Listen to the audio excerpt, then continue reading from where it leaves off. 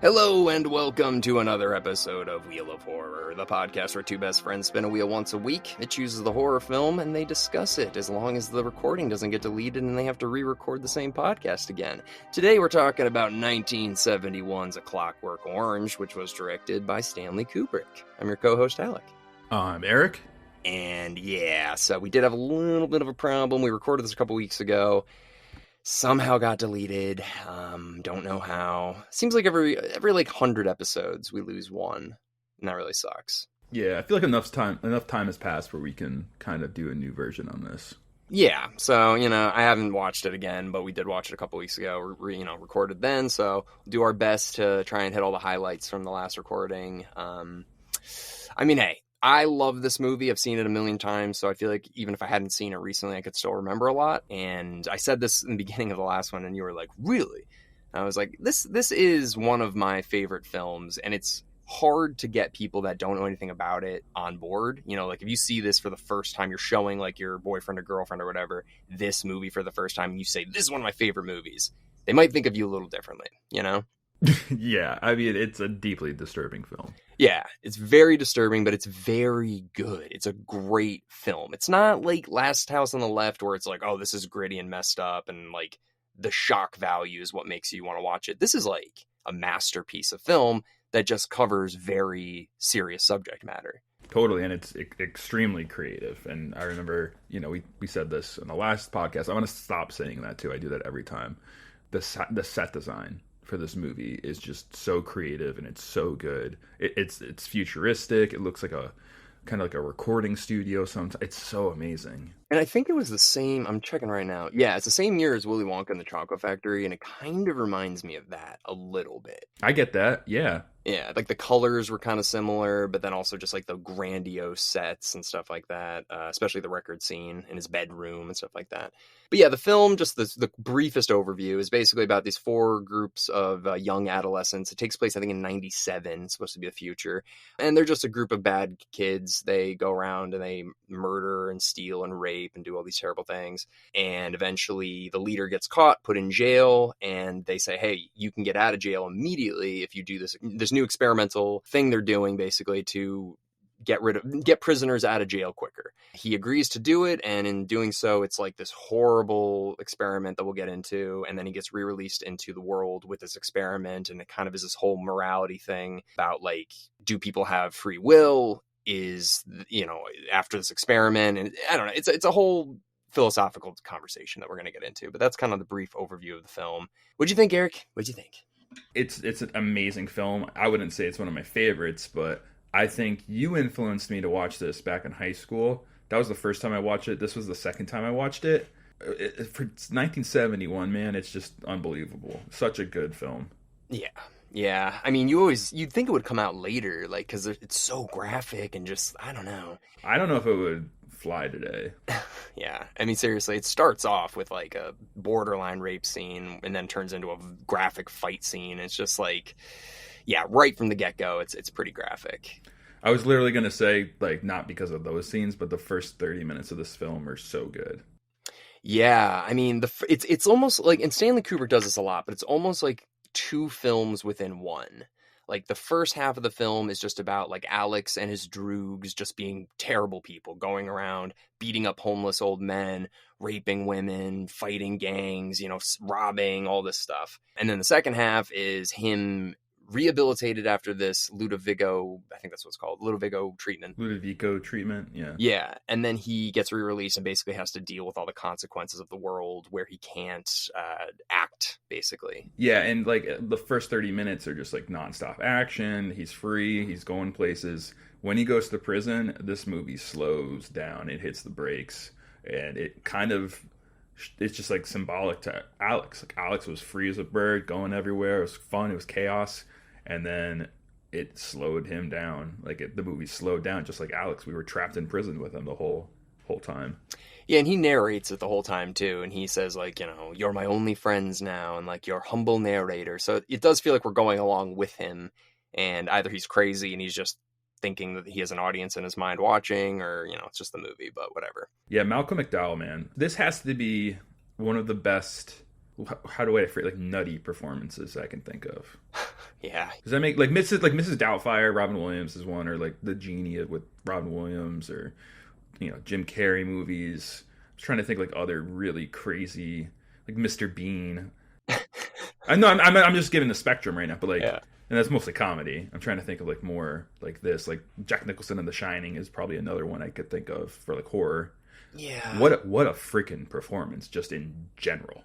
He's just so twisted, and it's like everything he's saying, there's such like a dark undertone to it, and he just has this way about his eyes where he's like looking through you almost when he's talking to his droogs and everything. And, there's just subtext to everything he says. And he seems very well educated, for what he is. Even though he's a thug and a criminal, he's like obsessed with Beethoven and like art and all this stuff. So he's like a contradiction. He drinks his milk. He drinks milk, but the milk seems to be laced with like, I don't know, some equivalent of like Vicodin or... It's like a psychedelic thing, yeah. Yeah, I thought it was like a painkiller. I don't know what it is, but... Oh, maybe it's that. Something. But it's like Milk Plus or Milk Ultra and like all this stuff, so I don't know what it is. I saw a meme where like most bad guys drink milk. Like Alex, Yeah. for example, in this movie. The bad guy from No Country for Old Men. Hans in Inglourious Bastards, the bad guy. Homelander. The girl from Get Out. Oh, the like Emperor from V for Vendetta, and the android Ash in Alien. There's quite a few right there I listed out. Yeah, I mean, those all came after this, so I mean, maybe this did inspire that. But I actually did look this up. We didn't mention this on the last one. The AFI's top 100 heroes and villains. Where do you think Alex falls on the hero or the villains list? I'd say like 30. What do you think? Oh, I already looked it up. It's 12. So he's up there. So he's the 12th, of all of the films, he's the 12th, biggest villain of all time. And then 13 is actually HAL 9000 from 2001: A Space Odyssey, which is also another Stanley Kubrick film. Yeah, so he has like 13 and 12 are both his villains. What's number one? Is number one Hannibal Lecter or like Darth Vader? It's Hannibal Lecter, Norman Bates, Darth Vader is the top three. And then guess what the most recent one is? Thanos? No. It's this. There's only one that's in the 2000s. Everything else is like way older. Only one after 2000? Yep. I don't know. I'm trying to think of after 2000 villains. Can't think of it. All right. Number 50. So he's the last one. It's Denzel Washington in Training Day. Okay. That's a cool one. He is good. You got to see that movie, dude. I've never seen it, but that is probably top 5 bucket list movies I need to watch. Yeah, but most of these heroes and villains are all from like the 50s, 60s, a couple from the 80s, 90s, but like, yeah, 2001 is the latest for both lists. So anyways, back to this movie. So Clockwork Orange, it was a book first, and it was written by Anthony Burgess, and I really want to read this, man. I want to read this, and I want to read Do Androids Dream of Electric Sheep, which is the book that influenced Blade Runner. So... I've heard this book is really difficult to read because it's all in that like weird slang, that like future Cockney slang that is written, so it's like you have to like decipher it. So it takes a while, but like, I don't know. I'd be kind of interested to see what the differences are. The future Urban Dictionary. I mean, basically, or what they thought the Urban Dictionary would be, I guess, because they just say so many weird things to each other. And, I'd like to, I don't know, understand where that all came from. Like the sophistos, like that makes sense, like the sophisticated types or whatever. But there's certain words, and I'm just like, I have no idea what the hell they're talking about. Yeah, I mean, part of it's like, is this just like British talk? And there's that too. But no, it's definitely like there's a whole nother level of like futuristic talk for sure.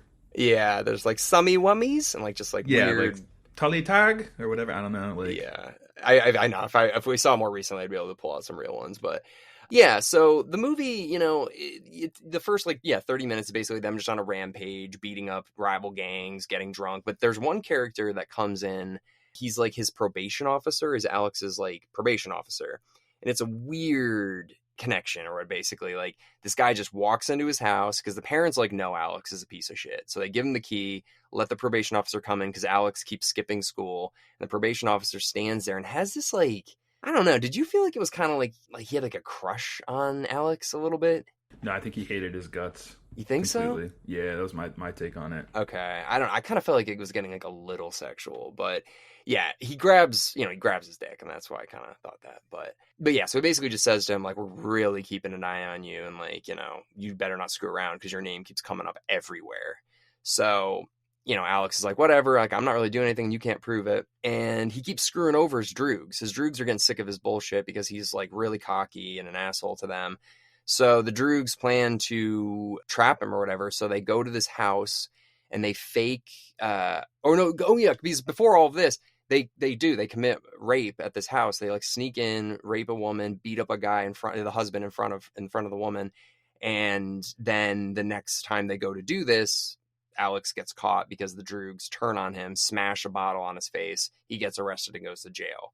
And that's where the whole movie basically takes a complete left turn. And yeah, the jail scene, pretty intense, Yeah, that's where he goes from Alex to, what is it, 655321? That's his name? Yeah, just some random number. Even before that, I mean, you can tell the police when they're like interrogating him, they just like are punching him in the face. The probation officer gets to come and he spits on him. And that spit, we talked about that last time, that spit is so real. Like, it's just so gross. Oh yeah, he's definitely getting raped in prison too by other men. They allude to that for sure. Yeah. They don't spend too much time in the jail, but they do show Alex like really sucking up to the priest, like trying to show like, I'm a good boy, I'll get out of here soon. But you see these older men just like waving at him and making kissing faces and stuff. And the priest notices this. But even, I feel like there's that one, like, I don't know if he's the warden, but he's like that top prison guard who's like very official. I feel like he hates Alex and he knows what he's doing. You know the guy I'm talking about? Oh yeah, no, he's onto him too. Yeah, for sure. He totally sees through Alex bullshit. Alex does get that red band on his arm, which is kind of like Nazi Germany kind of like military uniform stuff. That red band on his arm, and I guess I looked that up. I guess it means that you're a trusted prisoner. Right. So he's like the teacher's pet in there, pretty much, to all these prison guards. And the thing is, like, Alex is not reformed at all. I don't think he feels bad about any of the things that he's done. And now he just is smart and he's like, okay, I'll just have to act this way to get out. And then I can just get back to my life. He's very smart. And, he does get out. He does. But the reason he gets out is, it's called the Ludovico treatment. And basically, so the government is like, we got to do something about prison reform. It's out of control. So they came up with this idea where they strap you down, they hold your eyelids open, and they inject you with this thing that basically slows your heart down to the point of as close to death as possible. And then they show you horrible videos. I mean, just murder, rape, just violence, all of the worst things you can see. And it triggers that feeling when you see it in real life in the future. So if you're exposed to this constantly with this feeling of death, you associate death with all of these horrible things. So in theory, it would work. It would seem like, right? I mean, it's like us in Latin class. That's what it reminds me of. What do you mean? The Ludovico treatment's like Latin class. But what do you mean, though? I mean, it's just like torture.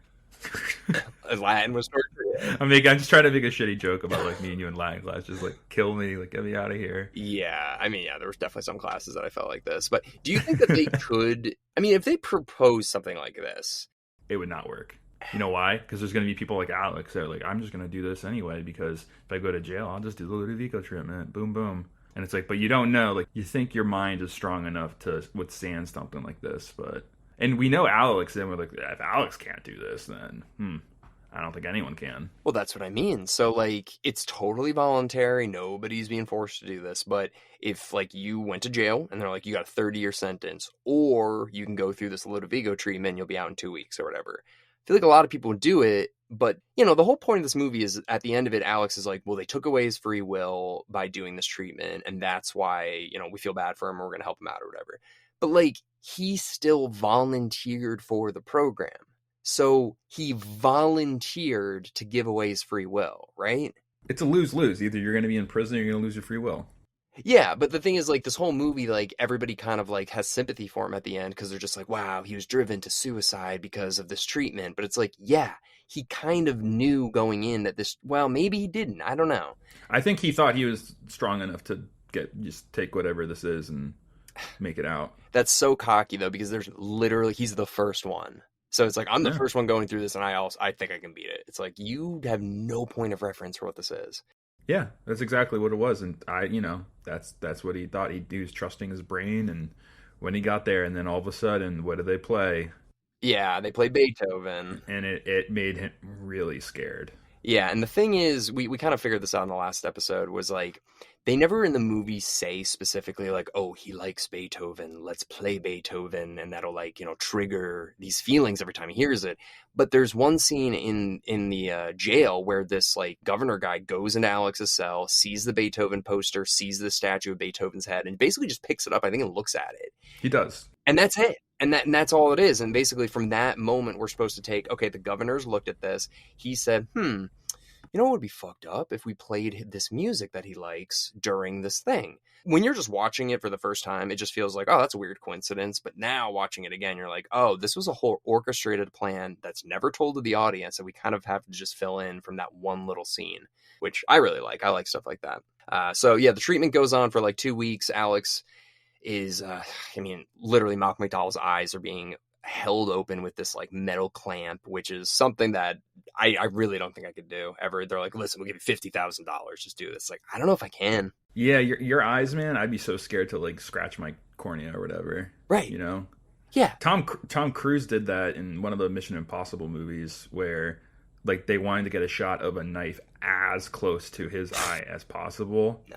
And like it look it up, dude. The shot's crazy, but it's like that is an actual sharp knife right up next to his eye, like centimeters away. The girl from Evil Dead, the original one, she's like, my eyes are permanently messed up from the contact lenses. Like, I'm not going to put a metal clamp on my eyeballs hoping that the assistants on set know what they're doing. You wouldn't do it for 50,000? I'd do it for 50. I don't know if I don't know, man. I don't know. We'd have to see. But I always thought about it. I was like, I couldn't do this, and I couldn't do the scene from Home Alone where they put the tarantula on Marv's face. Those are the two scenes in movies that I'm like, I know I couldn't do. That's a good 180 right there. I like it. I hate spiders and I hate eyeball stuff. So if you put a spider in my eyeball, just kill me. Just shoot me. That's your Ludovico treatment right there. Yeah. So he gets out. Alex goes through the treatment. He gets out, and they do a whole little performance to show, like, hey, this is what's going on. So the jail all comes. Everybody watches. And basically, this British guy comes out. He's like, I don't know if he's like a stand-up comedian or like what he's supposed to be. But Alex walks out on stage.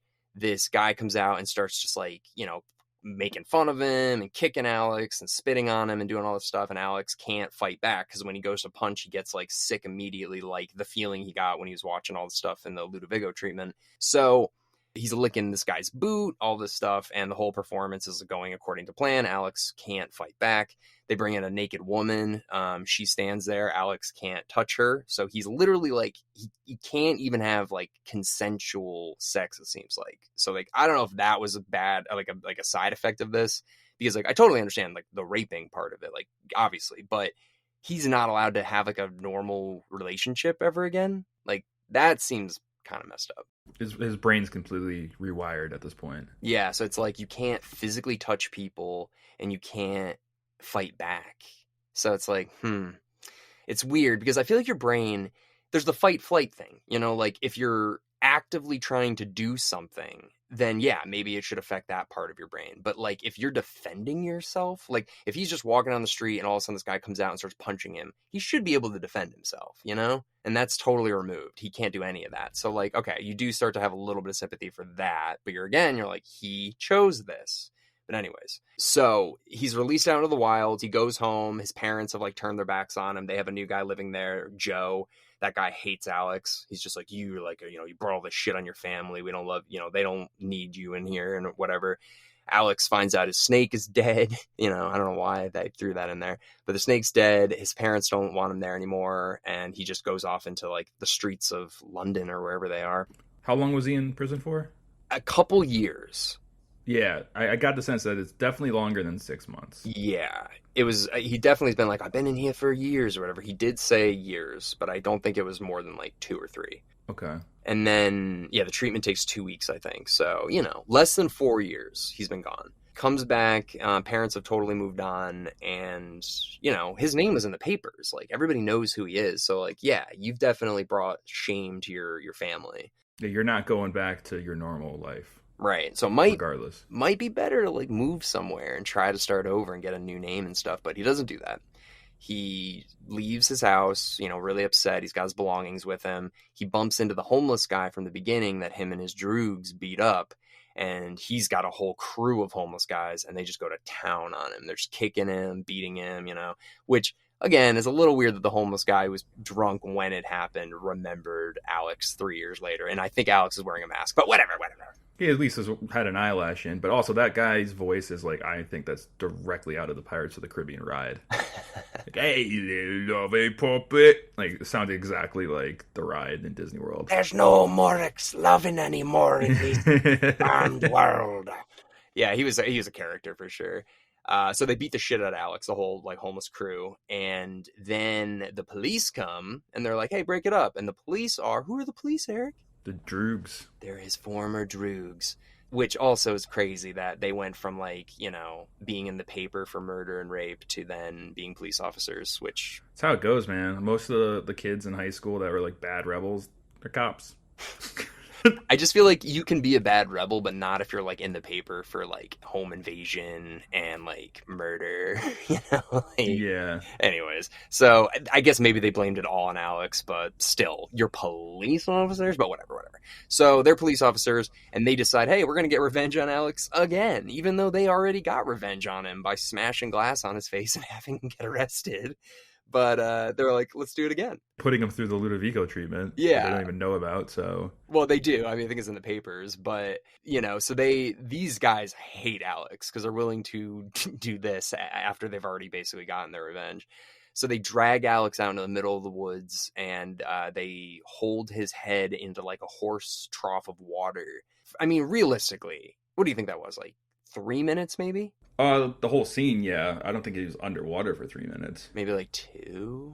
Something like that. But they really, he could have died. They held Malcolm McDowell's head underwater for a long time. And they're hitting him with a pipe, and they're, like, it was intense. And it's definitely Malcolm McDowell. Like, you see them hold him in, and it's just a continuous shot until it's over. So... damn, dude. Malcolm McDowell, he deserved his paycheck in this movie with the fucking eyeball shit and like getting held underwater. Like, great performance, but he went through some stuff in this movie. So then he escapes. I guess the cops just let him go because they beat the shit out of him, and he goes back to that house where him and his droogs raped that woman and then beat the guy up, and the guy ended up becoming, in a wheelchair from all the violence that was done to him. So he's got this like massive bodyguard guy that's living at his house with him now to protect him because his wife committed suicide, we think, a couple years after this whole event went down. And Alex does remember where he is when he gets there. And then very quickly, so does the guy in the wheelchair. He remembers who Alex is. Because he's humming Singing in the Rain in the bathroom or something, right? Yeah, Alex goes to take a bath and he's singing in the Rain, which is the same song he was singing when he did the home invasion. So... yeah, you're just getting, the connections there. So basically, the guy, I can't remember his name, but he basically is like, all right, here's what we're going to do. We're going to drug him. I'm going to have my friends come over, and we're going to fuck with this guy.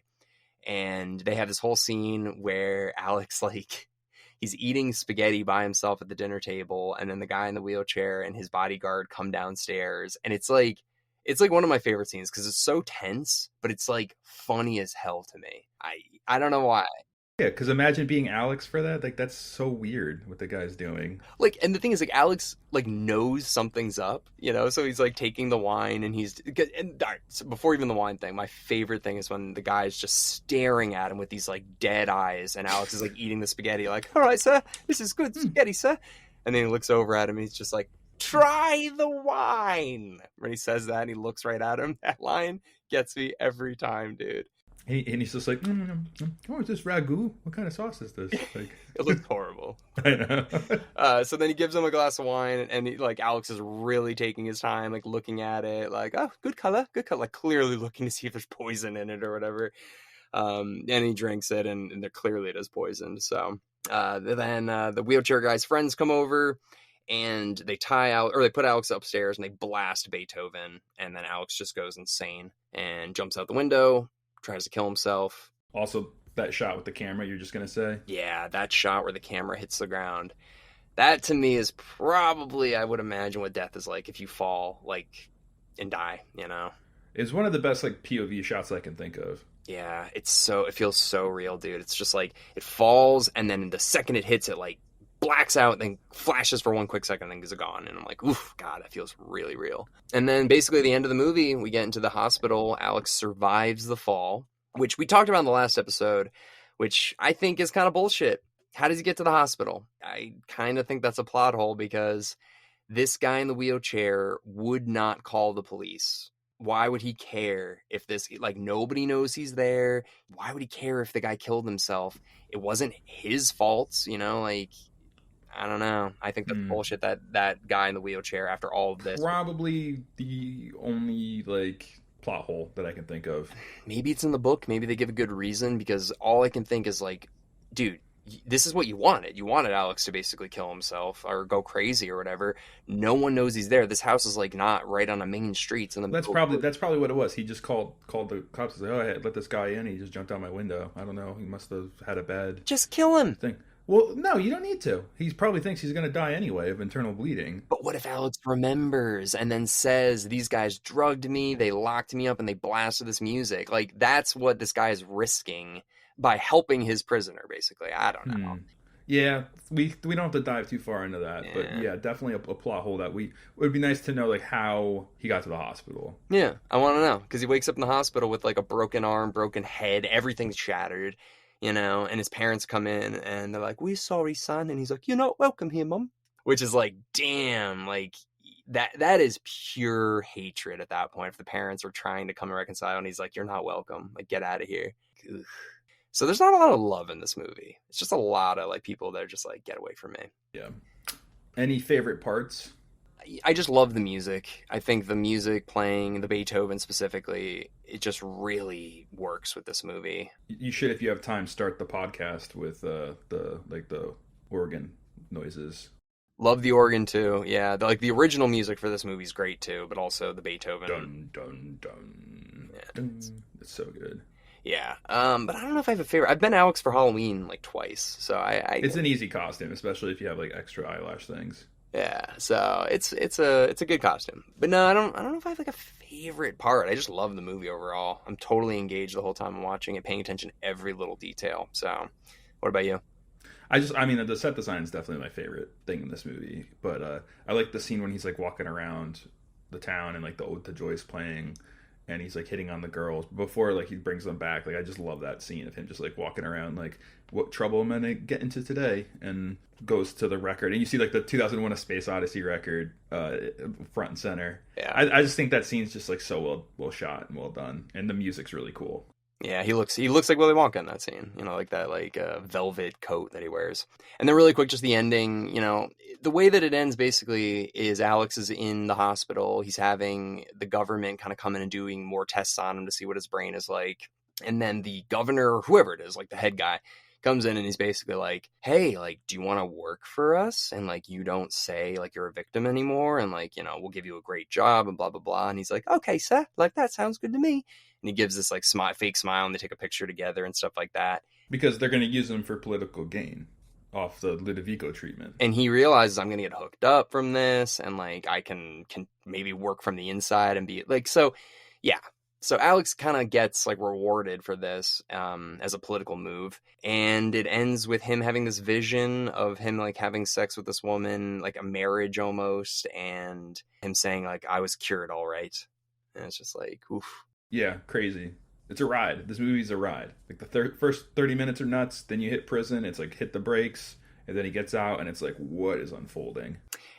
I love it because it really makes you question morality. Like, you know, obviously Alex is bad. Obviously he deserves what he gets, but it just comes down to, like, he chose to go through this treatment. So my sympathy kind of goes out with him. But then also it's like he didn't know exactly what he was signing up for because he was the guinea pig. Do you think that that's, like, the overall theme is morality? Yeah, it's just kind of like everything's more complicated than it seems. But at the end of the day, no, he's a fucking villain and he deserves to, you know, whatever, rot in jail for his crimes. But yeah, I think, like, free will is another one as well. Yeah, what is free will? You have free will to be chaotic and cause havoc and be like anarchist pretty much. But you lose your free will when you go to jail, and you also lose your free will when you do this Ludovico treatment. So I always thought, like, that was another theme to this movie. It's just a great movie for discussion, you know, because there's, like, somebody can feel so differently than another person who's watching it, you know, and you could be on Alex's side, you could be totally against it, and you could be in the middle somewhere. Yeah, I always wondered what my dad thought of this movie. I never asked him, but I'm so curious if he would have liked this movie or liked it. I don't know, but that's like a question I've always had. Like, there's like questions like about my dad. I think about like, oh, does he like Neil Young? I have no idea. You know, it's crazy after Love Won't Pass. But this was always a movie. You know, when the first time I saw it, I was like, I wonder if my dad liked this movie. I have no idea. I'll never know. I know my mom loves it. Random, so random. Well, no, my mom's the one who like kind of told me about it, and she had the record. I actually had the frame record in college in my room from the soundtrack, and yeah, my mom really liked this movie. The poster art's really cool too. It's great. Oh, it's so cool, dude. Why don't they make cool posters anymore? Like this poster's awesome. Well, just like timeless posters. They're never going to age. They're perfect. Right, seriously. And dude, seriously, the last like 15 years, the poster has died. Yeah, I mean, it's all like Captain America and like it's all like CGI kind of style poster, like super digitally animated rather than painted, you know? Or everything's just doing a callback to like the 80s and they're trying to do like the like cell shaded kind of look or whatever, or that pastel look. And it's like, just, can we try something new? Like, ooh, we should totally do an episode on the best horror movie posters, like a short one. No, I agree. Yeah, and horror has some of the best. The best. Yeah. So, all right, cool guys. We only have one episode left on this wheel, and then we're done with any studio films for a while. Oh, I don't get to spin. No, just say it. No, I don't need to spin. It's The Last Man on Earth. We have a guest, Bonnie Tyler Marie. She's going to be coming on, and first time, so looking forward to it. Interesting. Cool. Yeah. Well, everybody, thank you very much for listening into our re-recording of A Clockwork Orange. We did lose the first one, but we hope that we covered most of the things that we did in the first recording, and I think we did. But thanks for listening in. We'll see you all next week with The Last Man on Earth. Oh, we forgot to mention the coon, South Park. Aside from that. Oh. Yeah.